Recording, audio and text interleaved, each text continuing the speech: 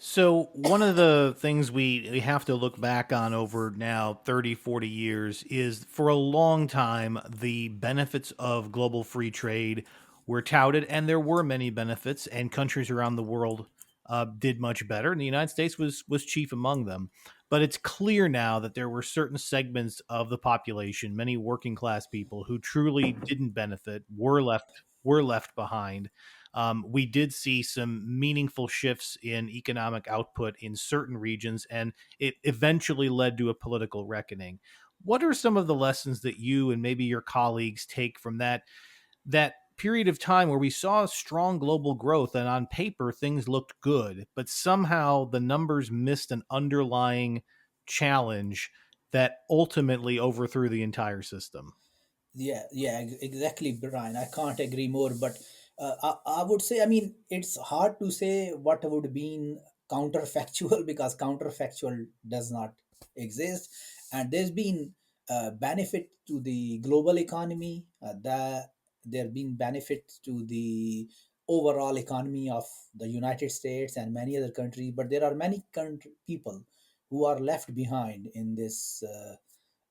Globalization drive which we had in the last 40 years until we had this trade war.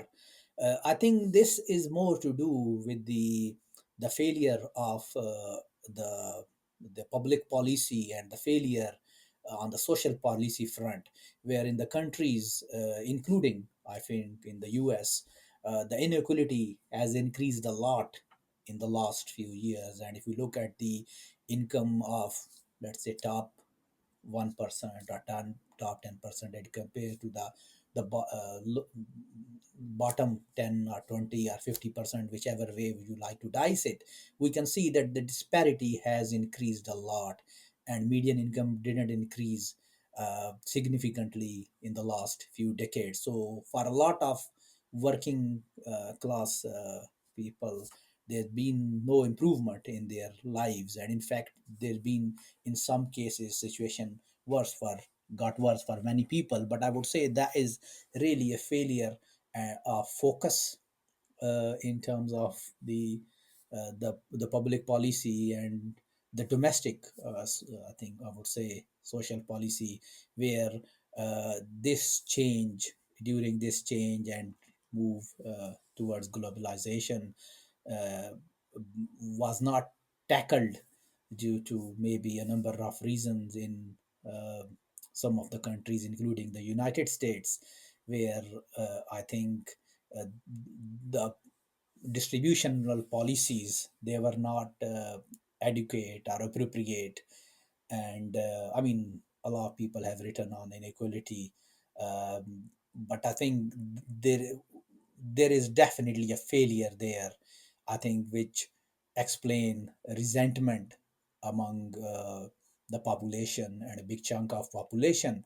And perhaps when we did see the increase in the popularity of popular leader, or what some people call increase in populism, uh, and maybe more voters turning toward either far right or far left leaders to find answers to their problems and solutions to the issues they face, which are usually socioeconomic problems. So I think the problem is really there, that the division of the pie, I think that has not been fair, and I think that needs addressing without any further delay. I mean, United States is a very powerful country with over 30 trillion economy. It has a lot of resources. So I think maybe uh, yeah, a better choice would be probably rethinking our public policy, and I think helping those people which are left behind in the society.